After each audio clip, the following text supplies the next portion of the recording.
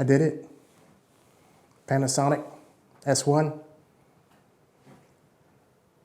Yeah. Are we in focus? Let's move out. Panasonic S1. Shitty autofocus, some may say. Sigma 35 L mount.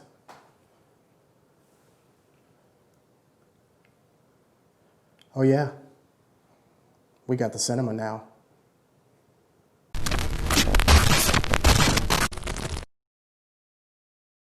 Hey everyone, welcome back to the channel. Neil here, and forgive me for my attempt at, doing the whole Casey at Camera Conspiracies thing. Love that channel. That guy is super funny. So if you haven't seen his channel, he does a lot of camera reviews, also lenses and things like that. So definitely check it out. I'll leave the link in the description below. But today's video is really just talking about the S1, what I'm currently filming on right now, and the Sigma 35 1.4 lens that I got for it. Let me just tell you, yes, there are a ton of cameras out there right now. Canon R5, Canon R6, Sony a7S III, and whatever's coming in November from Sony, whether that be a Sony a7 IV or something else. Listen, the S1, at what I got it for, and this lens, it is a great deal. I am loving this camera already. I've been testing it out for the past week. I plan on using it for my weddings that I have, several of them from now until the end of the year. Autofocus isn't bad. I know I'm just sitting here talking and I'm looking at myself in the monitor, but it's getting me. And everyone talks shit about Panasonic's, autofocus and the S series cameras. I don't think it's that bad. And here's the thing. The reason why I got the S1 is, for the specs, not because of the autofocus woes. And for me, using manual focus is teaching me how to become a videographer better. It's teaching me better composure.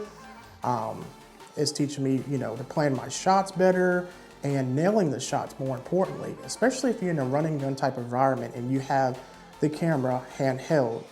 It's just a flick of your two fingers. I don't understand why everyone is so fixated on autofocus. As a videographer, I think you should be using manual focus all the time.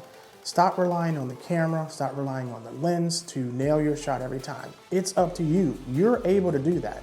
So would you rather nail your shot knowing that you're in control of it or give your camera control of it? Now, autofocus is great for like photography and things like that when your subjects are not moving that fast. But if your subjects are moving fast, then that's the whole reason for manual focus. You want to nail that shot. You don't want to depend on the tracking of the camera.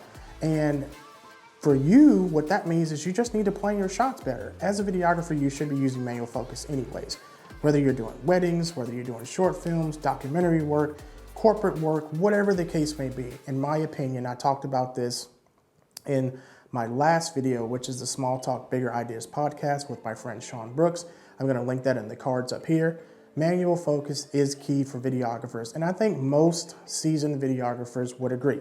Now, don't get me wrong. I don't consider myself as a mid-level or top-notch videographer. I'm still learning. I've been in the photography game for, the past year. So I'm getting back into videography, and to me, YouTube videos is not really solidifying me as a videographer. That's why I'm doing weddings now. I did weddings before getting back into videography. I'd done several before, but then I kind of segued over into photography because it was just easier for me at the time. But let me just say, this camera is nice, and I think you would be hard-pressed to find this camera in another manufacturer as far as the specs and everything for the price. And let me just tell you, I did get a deal, but there are plenty of deals out there because people have given up on the S1. I got this camera for, I think it was around $17.50 plus tax, of course. And the lens I got a great deal on because they were both demos. Anyways, this camera is $24.97 new. Even at that price, you'll be hard pressed to find something with those specs. Yes, you can get a Canon R6 at around, I think, $2,500, but guess what? You got the overheating issue. And yes, it doesn't overheat all the time, and it depends on the environment that you're in, but this right here doesn't overheat. Unlimited recording, 4K 60, 10-bit, V-Log, H-Log, I mean, it's feature packed. And if the only thing that's holding you back is having the ability to have perfect autofocus, I think you should definitely reconsider and reevaluate what you're going to do with this camera, how you're going to use it, and if you're going to perfect your craft of being a videographer or rely on the camera to do the work for you. And this is not downing anyone who loves autofocus. I mean, at times you do need autofocus and it's a great thing to have. But I think as a videographer, again, manual focus is the way to always nail your shot, plan your shots better, and have better composition. So this video really isn't about anything today. I just wanted to let you know that I did get an S1 of my own because I was using my friend's S1. I love the camera. It's built like a tank. The form factor is great.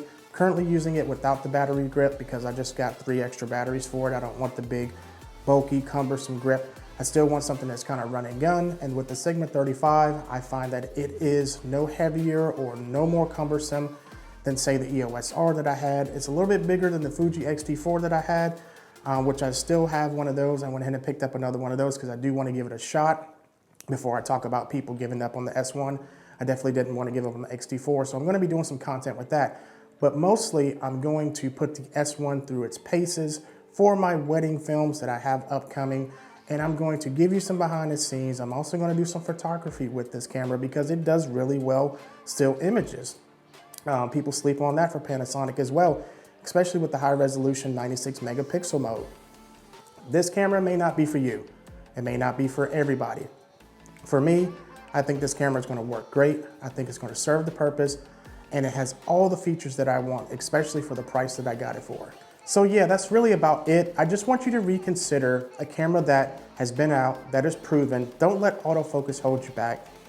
You can get these cameras, you know, from excellent plus to demo condition from Adorama, B&H, KEH, anywhere between $1,650 to $1,900. Throw a lens on there. You can adapt your EF lens if you get the Sigma MC21 adapter, or you can get native L-mount lens. I got this 35mm demo Sigma Art 1.4 for $600. You just gotta look for the deals. And for me, because I always pretty much shoot at 35 for my talking heads, for my weddings, that is a perfect focal range for me. And yes, I do plan on getting the 14 to 21 Sigma, 14 to 24 Sigma, and then the 24 to 70, so I have a more versatile all-around lens. And I do plan on getting the S5 because that camera for me is very, very kind of like curious of it. You know, I want to see what it performs like. It's supposed to have the same features as the S1H. So you're probably wondering, are you switching to Panasonic? And right now, if I had to give you an answer, I would say yes, because the S1, I got a great deal. The lenses, I got a great deal. Everyone makes a big deal about the lenses. Listen, the autofocus is fine. And yes, it's not the fastest and snappiest, but for what I do, it works. And that's what you need to consider. For what you do, will it work? So instead of just talking about it, I will show you how this combo performs. And if I do change lenses and do the 14 to 24, 24 to 70, when I show you BTS, I'll definitely indicate to you what lens I'm using so that way you know how that lens is working on this body.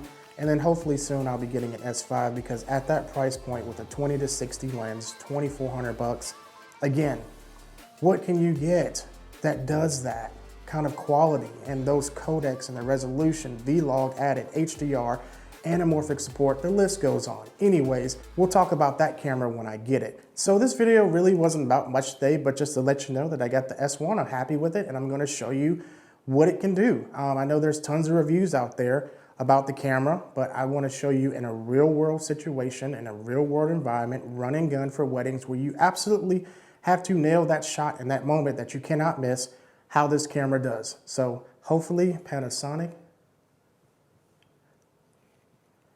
it will give me the cinema. Oh yeah.